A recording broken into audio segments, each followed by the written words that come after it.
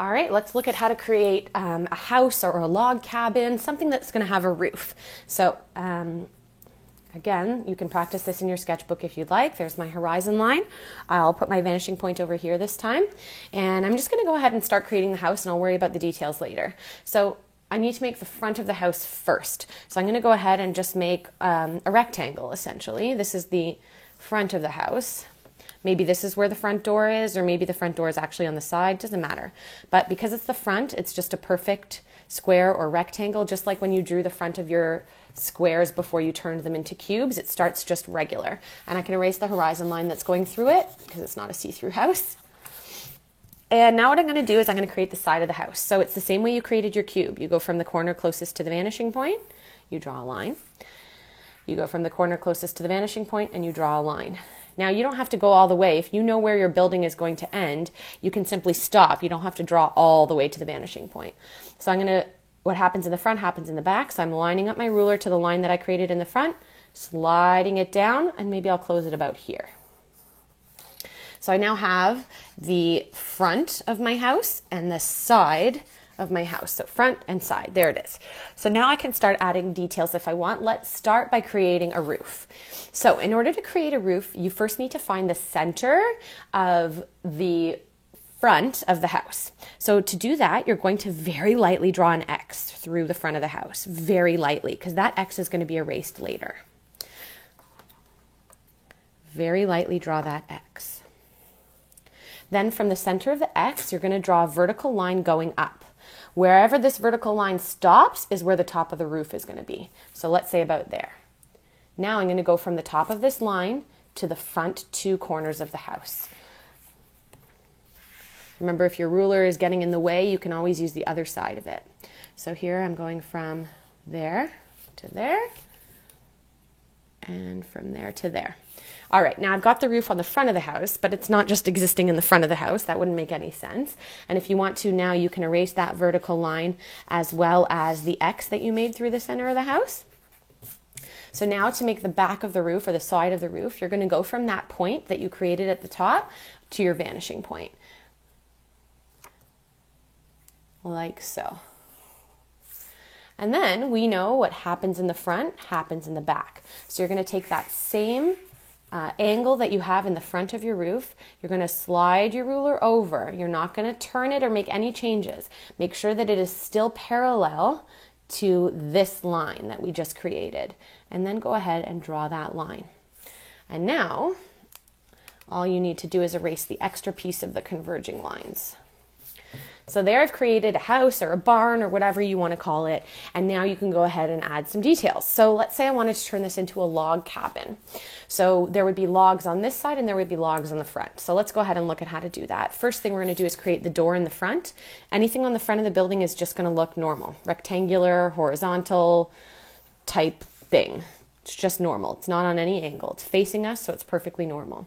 So let's say that's my door, and maybe I have like a row of windows here, like there's 3 different bedrooms in this cabin or something like that. So I can do one window here, and then I can erase so that there's a gap in between the next window.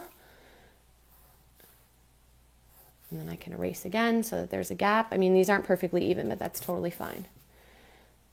Now I have 3 windows, 3 bedrooms, let's say, in there. Okay, and you could even add whatever the number of the house is if you wanted to in like a little plaque. So maybe this house is 90210. Because I had an extra little space there. And all right, now let's look at the side. So anything that's on the side of the building is going to follow the same principles as how we created the side of the building, except for the verticals. As you can see here, any verticals are still going to be vertical. So no matter what we create on this side is going to be vertical. But let's make the horizontals, because those are going to be the slabs, the logs.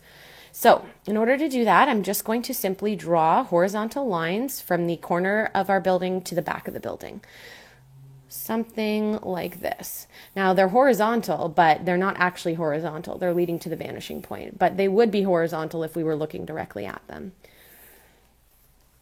All right, and once you've gone all the way up to the roof, you're then, it's right on my horizon line here, that's perfect.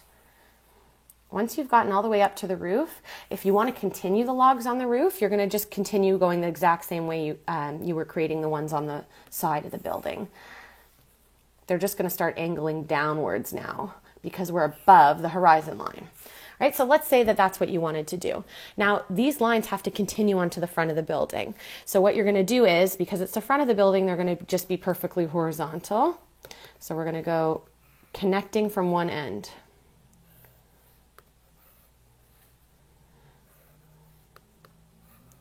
And I'm making sure the whole time that my ruler is still parallel to the edge of my page or parallel to the horizon line. It's got to be parallel to one, well, technically it's got to be parallel to both. And there we go. And then we can do the same thing for the roof. So again, these are still just going to be perfectly horizontal, but I'm connecting to those edges of the side of the building. And maybe it's got like, sometimes they have like a circle in the roof, like almost a circle in the attic that you could look out of. So we'll erase that. All right. So there we go. Now we want to turn these into logs. So usually in a log cabin, the edges are curved. So in order to create that curve, you just kind of want to remove the straight line. So what I like to do is I like to just use my pencil and round out the edge. Kind of like that. Rounding out the edge. And then what's really going to make it look like a log cabin, of course, is going to be the texture that you add to make it look like wood. So let's go ahead and do the curving on this side. So I'm curving each of these rectangular shapes so they look more cylindrical, so they look more like cylinders. And you're going to do the same thing on the roof as well. Now, of course, I'm making all these lines darker just because I keep going over them. That's okay. Once I start adding color, you won't really be able to tell that that's what I've done. I'm kind of rounding that edge up there, rounding down here. All right, so this side is done. And of course, I have to also round these edges. This log cabin is made of really, really, really large logs. It should probably take a lot more rows of logs to make this log cabin. But that's okay. This is just practicing, and maybe we can turn it into a beautiful oops. So of course, once you've practiced this in your sketchbook, you can then apply it to your actual project. All right, so there's my log cabin. And then in order to create the actual log effect, here, I'll darken up this line here so it doesn't look so strange.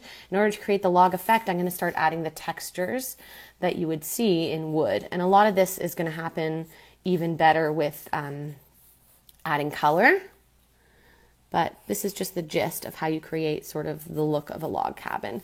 And then from here, once I finish doing all the texture, if I want to, now I could create any other details within this space. So maybe there would have been a side door here. That probably would have been smart, and some windows. Maybe there's a path that kind of leads out from the house, and I could do some trees here if I wanted to. I could do like a garden in this area if I wanted to. I could have at the side of the house here, maybe this is kind of like their backyard. So maybe I could have a playground of some kind, like a swing set. I don't really think this through very well. That's okay. There's my swing set. There's the chain. And there's the little seat. The options are really just endless, guys. So get creative with it. Think outside the box. That line doesn't make any sense. And there we go. Think outside the box, and you have so many endless options. You could have mountains up in the background, just made out of triangles. That's all they are. You could have birds flying around, anything you'd like.